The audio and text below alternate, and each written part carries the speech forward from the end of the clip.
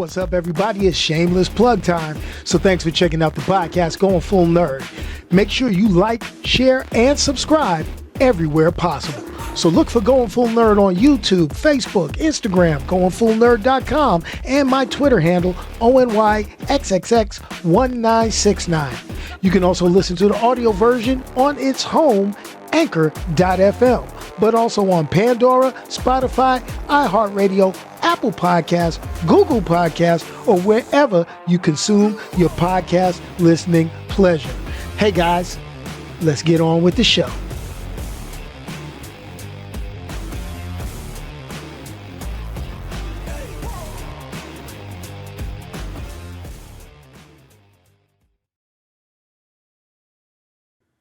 Oh man.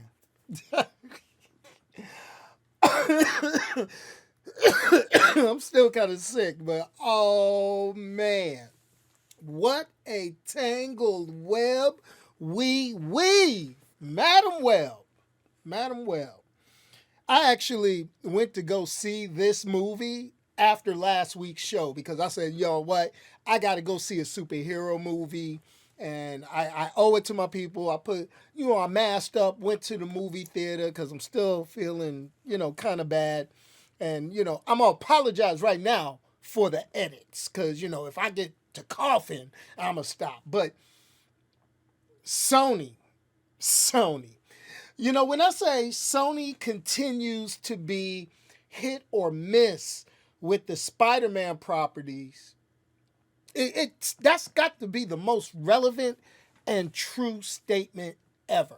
I mean, even though they made some concessions and deals with Marvel, Disney, whatever you want to call it, Marisney, I don't care, whatever. We got to understand they continue to just straight butcher the Spider-Man Mythos. I mean, except for two things. I mean, except for, the video game on PlayStation and, the Spider-Verse movies, with Miles Morales. Those things, impeccable. But Sony, oh man. We're not going to talk about Morbius. We're not going to talk about it. We're not going to talk about any of the previous Andrew Garfield, Tobey Maguire, Spider-Man films. We're not going to talk about Venom, mixed about Venom. Some people love it, some people hate it. It is what it is. But I'm going to stick to my guns and say the best two things dealing with Spider-Man properties from Sony are the video games and the Spider-Verse films. I'm just saying. The animated Miles Morales Spider-Verse films. Let me just set that on the table and leave that there. Now, this brings us to Madam Web, which this whole story is like an unofficial prequel to Spider-Man's origin. And it's a Sony Universe Spider-Man origin. I don't care about your source material. That's how they feeling. But it's something else. And when I say things are butchered from the source material, this film makes me feel like Freddy and Jason teamed up and pretty much said, let's rip this mother apart. You know what I'm saying? So let's look at the story, and I'll let you know. And if you haven't already noticed and you haven't already seen this, I'm just going to give you the big spoiler warning. It's here. Spoiler warning. All right. So this movie, it starts in 1973 in the jungles of Peru. It's where a research team with Ezekiel Sims and his pregnant partner, Constance Webb. Remember those two names. Remember this scenario. And they are looking for an unidentified species of spider that has healing properties. Like it can bestow a healing factor. And, you can see this coming from a mile away. The pregnant scientist, she's doing her thing like, oh, will my baby coming? And she finds the spider and it's like, yo, I found it. We got it. We gonna do this. And oh boy, Ezekiel Sims, he pulls out the gat and be like, yo, no, I found it. I want this. This is me. I don't care. It starts blowing caps in everybody, right? But the thing is he left old girl for dead, and this mystical spider people, they're running through the trees, and they show up and they grab her, they try to save her, but they don't save her, but they save the baby. And it's like, yeah. So I just got to bring up the first inconsistency, or the one that just jumped out at me, is Ezekiel Sims in the comic books, while just slightly misguided, he, as a character in the comics, was a little bit more heroic. And this movie version, he was just a straight villain, man. He was just straight, he's a straight villain, straight paranoid. And we'll get to the paranoid part. But here goes the deal. They abandoned this story in the comic books, and I'm not one to accept the supernatural spider animal token thing, because they tried to introduce it in the comic. That died. And this whole spider people with amazing powers living in the jungles of Peru, that hot mess, man. Come on. Come on. Come on. So let's fast forward. Now we're in 2003. Obviously, this is a period piece because it's 2024 now. But in 2003, Cassandra, the baby that was born in the Peruvian jungle, saved by superpowered spider tribe, now going by the name Cassie. She's a paramedic in New York, and just so happens her co-worker is Benjamin Ben Parker. Young, good-looking dude. Benjamin Ben Parker, paramedic. Uncle Ben. Come on, son. Come on. Let's just say we gonna have a Spider-Man movie. We gonna put all Spider-Man references we can. Yeah, okay. Let's keep up. And another character, O'Neill. Okay, I think that was played by Mike Epps, with some, makeup and all that. But during an emergency as a paramedic, she falls into the river off a bridge, has a near-death experience. Good old Ben Parker revives her, and that's when her powers as Madam Web kicks in. Now, anybody that knows Madam Web from the comic books, Madam Web can see the future. She's almost like a precog, okay? So far, this movie is having the feelings of like Final Destination, when they start getting into the precog stuff with all these different characters. And, and Madam Web in this seems a little bit more like, I don't know. It's not Destiny from the X-Men, because that character really hasn't been in live action, cartoons, comics, yeah. But, it's like, come on now. Come on. But anyway, let's keep it going. All right. So she had that near-death experience. She starts seeing visions of things that should be happening. I mean, some crazy stuff. Like one of them was she's standing in the house and a bird like crashes into her window, and then, it hadn't happened yet. So she opens the window and the bird survives. Okay. All right. She dismissing it as deja vu, but what happens is there's another big incident that all the paramedics go to, and the other partner, O'Neill, ends up dying when she tried to stop him from doing something, okay? So now, I'm like, okay, well, maybe they trying to connect back to one of their good spider properties. I mean, maybe this O'Neill death is like, a canon event from her from the Spider-Verse. So Miguel ain't gonna show up, with the Spider Society doing this thing. I don't know. But they obviously, I don't think the writers for this. They can't be that good in connecting things. I don't think they could. I don't think they could. But now, Madam Web, aka Cassie, she now realizes I can see the future. I could fix things. I could do it. Now, here's the deal. Ezekiel Sims, who has Spider-Man powers. This dude is climbing walls, jumping, doing all super strength, the Spider-Man stuff. Now he's got a little toxic venom touch and all this other stuff. I'm trying to figure out, they just made this guy like straight 100% villainous jerk.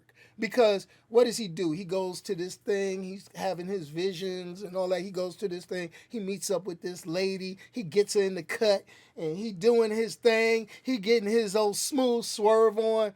Come to find out she's an NSA agent who got, access to facial recognition technology and all the cameras. Yeah. Let's not get into conspiracy theories. You can't see me. Anyway, whatever. But the thing about it is, he's working off of the fact that his vision says these 3 women are going to end up killing him. Okay, 3 women are going to end up killing him. That's his vision. So he's obsessed with not dying, okay? And he's going to find these 3 women, all right? Now, in his vision, these are 3 grown-ass women. But we're in 2003. These grown women are kids at this point. And, you see the casting, you see the images behind me. These supposed to be teenagers, except for Madam Web, who I'm covering up.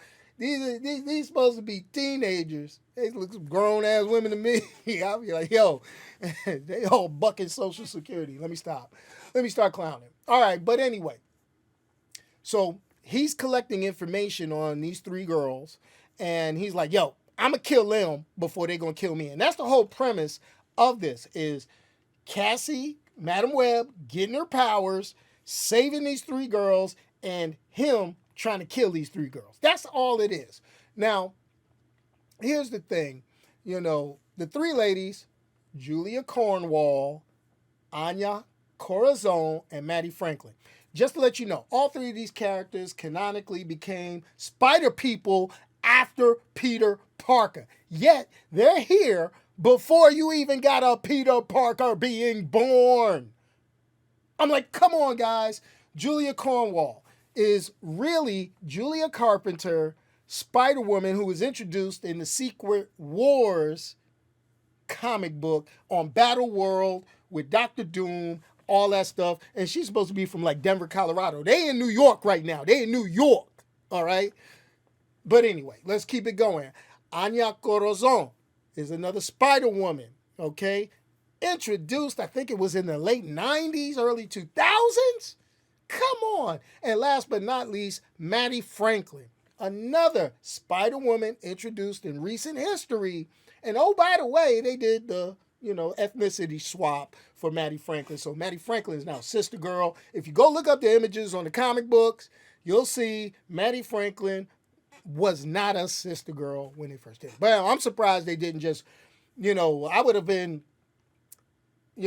more surprised and wouldn't put it past Sony to throw in like Cindy Moon, because that character known as Silk is actually connected to Ezekiel Sims. But obviously we're not going to have that now unless they do some crazy things. But we'll get to what they can do with this movie when I get to the end and give you the Going Full Nerd rating synopsis, okay? So here's the deal. His visions, like I said, led him to believe they're destined to kill him.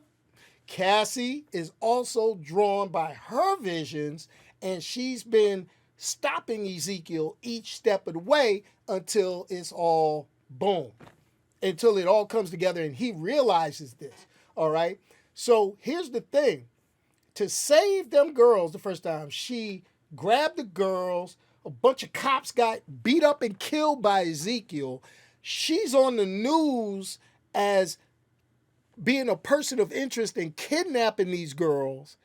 She steals a taxi cab in New York, in Manhattan, I believe, which we all know you can't steal a cab in Manhattan. You can't even drive 2 feet in Manhattan. She stole that cab and peeled off. Skirt! I ain't never seen Manhattan without bumper to bumper traffic. She would have pulled off. That cabbie would have been like, yo, listen, I'm about to wear you out, son.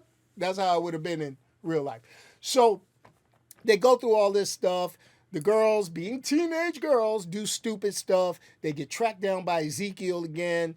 Cassie comes back, saves them, then puts them in, what's the best way for me to say it? She takes them back to Queens. Okay, so she takes them to Queens, which I grew up in Queens. Some of y'all grew up in Queens, and y'all know you ain't hiding nothing in Queens. But she takes them to Queens to who? Good old Ben Parker's house with a pregnant Mary Parker. Yeah, Mary Parker, you know, Peter Parker's mom that we never know anything about, that supposedly, you know, in the comic book, she dies with the husband Richard. But right now, you know, and all that good stuff. Okay. Oh. Ben talks about his girlfriend, but doesn't mention her and says he's real serious about her. So I'm thinking that's Aunt May, you know. But anyway, let us continue. All right, because you can see how they're sprinkling all this Spider-Man stuff in, and they're not putting Spider-Man in these movies. I don't know what the long game is, but this is crazy. But so they leave she leaves the girls at Ben's house, says, hey, protect them, cover them, I'll be back. Where is she going? She figures out by going through her mama's stuff that she got to go to Peru. Now, mind you, we're going to ignore she's wanted for kidnapping, and at this point, she's going to Peru. So she's going to fly out of like JFK, LaGuardia, hell, even make the trip to Jersey, get out of Newark. And you going to tell me you got the villain of the story using technology, cameras, ATM cameras, hunting down these 3 teenage girls, but no police organization can see Cassandra Webb getting and buying a ticket, getting on a plane, going to Peru, parking a stolen taxi cab, which she removed the tags from, at one of the local airports. And she ain't get pulled over. Yet, I'm a grown-ass man. I got pulled over for having a license plate cover one year, and you can see everything. She ain't got no plates in the stolen cab. You gonna tell me ain't nobody looking for that stolen taxi cab?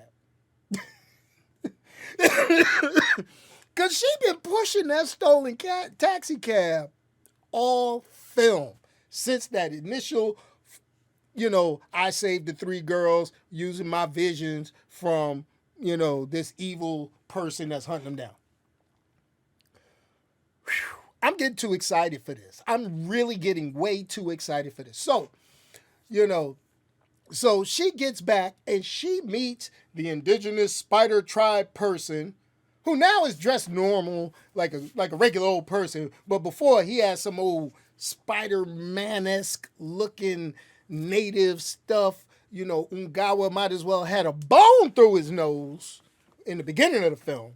And he went through this whole ritual to unlock and awaken her powers so she can explore her higher plane of consciousness.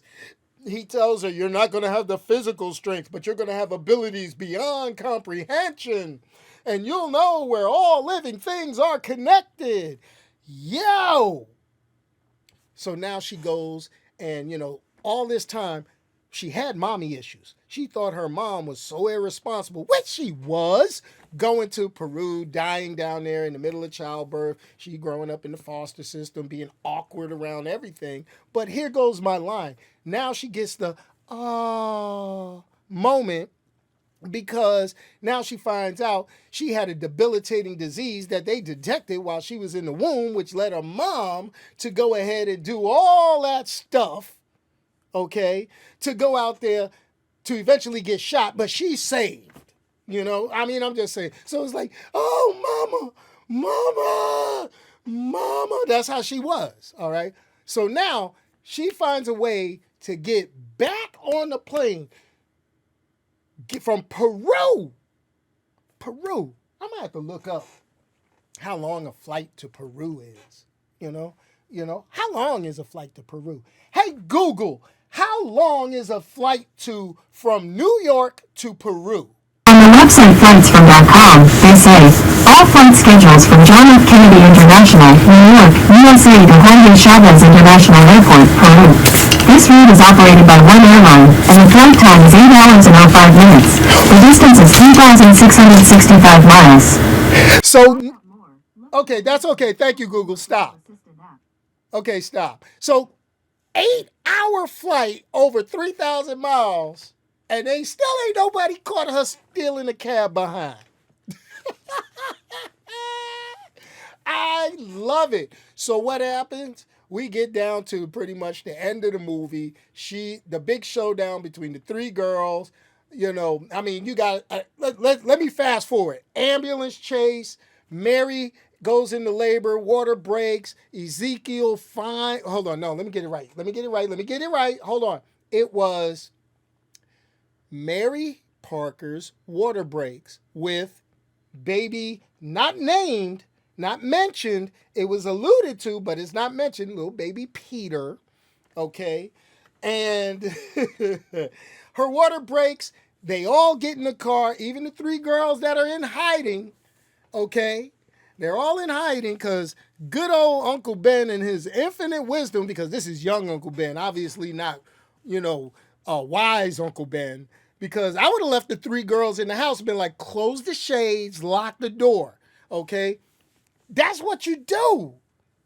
And then he could have just drove old girl to the hospital, baby born, and you wouldn't have had that last little sequence. Maybe it would have been a little bit crazier. But what happens is they go, even though the girl's got the hoodie on, she looks at the traffic camera, which, with the stolen NSA technology, they find him. He's on his way. He chasing them. Cars crashing. They changing traffic lights via computer in 2003. Maybe the technology was there. I don't know. Shoot. But anyway, they're doing all that remotely, going through all this stuff. And lo and behold, Cassie, Madam Webb, comes back, gets to the house at the same time the ambulance gets there, okay, in the stolen taxi cab. Then it's like, oh snap, the girls ain't there. She has a vision. She goes, steals the ambulance. Now, knowing she's an ambulance driver, she steals the ambulance, goes racing to get to save the girls. This is like the fourth time or third time she ran over Ezekiel with a car to save the girls. She gets the girls in the thing. They do the most outlandish thing. They take a defibrillator and, he jumps on top of the ambulance with the spider power. She's using her precognition power. They're like, hit the ceiling. Bam. Everybody in that damn thing should have been electrocuted, standing on the floor in the ambulance, and they gonna hit the ceiling? They the rest of that thing, man. Make it make sense, people. Make it make sense. So they go, premonitions, go through the whole fight. You can't stop me. They're gonna kill me. I gotta kill them. And that's how they feeling. That's how they describing it, doing it in this movie. So how does it end? Bad guy, okay, gets blown up in a firework factory. Then the same one her partner O'Neill got hit by a truck and died at. R.I.P. Mr. Epps. And then, lo and behold, let's throw it out there. And then, the big Pepsi Cola product placement, Pepsi Cola sign falls apart in this fireworks explosion, the helicopters crashing, But yet the S, we know it's the S for Spider. I know it's the S for Spider. You can't tell me the writer said we gonna have the S hit him because S is for Spider. This is a Spider-Man movie. This is the way we gonna go. I don't care if it's corny. Nobody gonna notice it. I noticed it. You need to be ashamed of yourself. Oh Lord. In the resulting explosion, Madame Web is struck blind by the fireworks, heightening her precognition power and her ability to separate herself with these astral-like images, and she saved each girl. Yo, I'm not making this up. This is the movie. This is the movie. I'm not making this up. So, now, let's talk some things. And then the movie's over. Everybody in the hospital. Little baby Parker, Ben's nephew, is born. The three girls who grow up to be, what's that? Araña, Spider-Woman, and Spider-Woman. Oh! Okay. Hey, if you're going to have Spider-Man, where's Jessica Drew? That's what I want to know. But anyway, let's talk. Let's keep talking. So we go through all that, and then, they get, fast forward, she's blind in the hospital. They recover. There's no after credit scene. Thank God there's no after credit scene. So she's sitting in a wheelchair. Now, mind you, they made no reference to her being damaged where, most people without sight, they can walk. But Madam Web, I think they may have alluded to, or maybe I missed it because I'm not going back to watch it. Maybe she broke her spine in addition to being blind or whatever. But she's in a wheelchair sitting there doing her best Professor X imitation. Turns around, oh, girls, we're going to have a great future together, or whatever it is, foolishness she said. And they do the flashback to these horrible, horrible latexy, is that even a word, latexy? These old rubber suits that look like they should have been on a television show from the CW in the 1990s. The end. That was Madam Web. All right. Now, in looking at that, I like, well, the good thing about me going to see that is I had a good dinner at the movie theater because, I go, shout out to Alamo Drafthouse Theaters because they got some good food. They keep the drinks going, even though I had just a ginger ale. That was all good because, while I'm feeling bad, I haven't partaken of the adult beverage.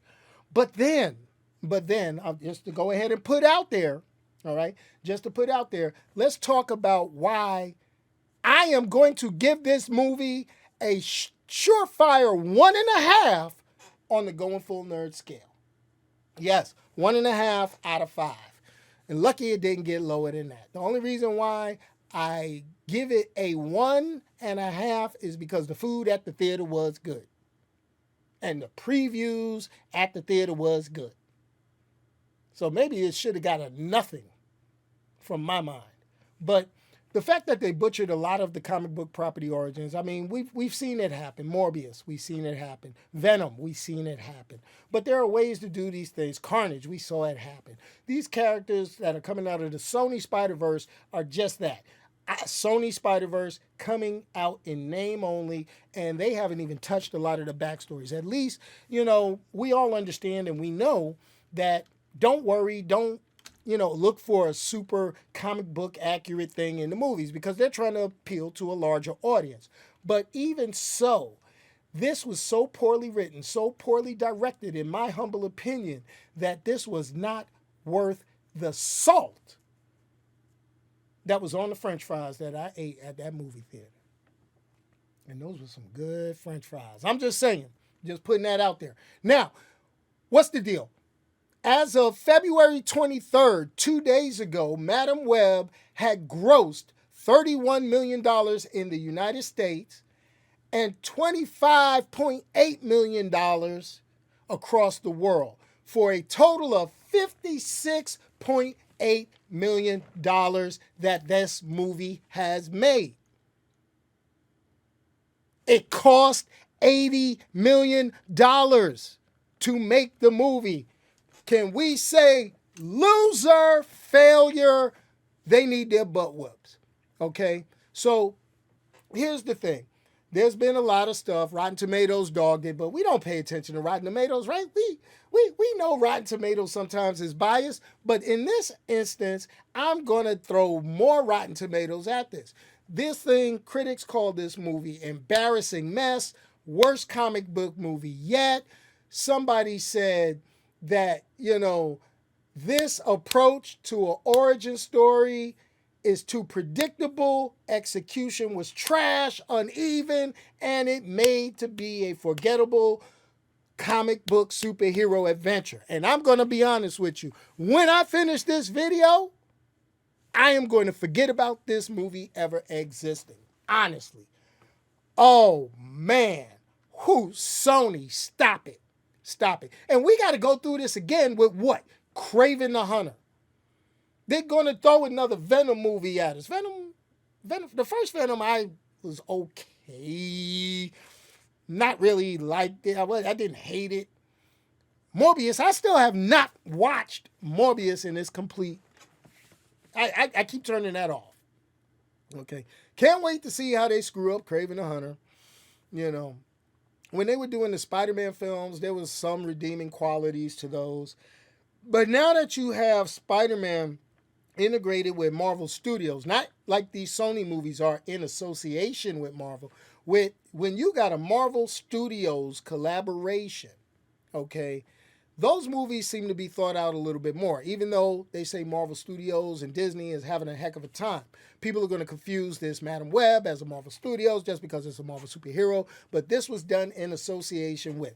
Sony still owns these rights. They still have the ability to put these out, and they still have the ability to adjust storylines, origins, and how they want this thing to be and what their perception is as an audience draw. I mean, we got old girl. What's her name? Dakota something that was in like 50 Shades of Grey. This was like 50 Shades of Dull right here. I'm just saying. 1.5, going full nerd scale. Hey, just wanted to tell each and every one of you, hopefully I could get back to doing the live shows, but let's see how these recordings do, and I'll be online chatting with y'all most of the way. Anyway, as always, I like to end.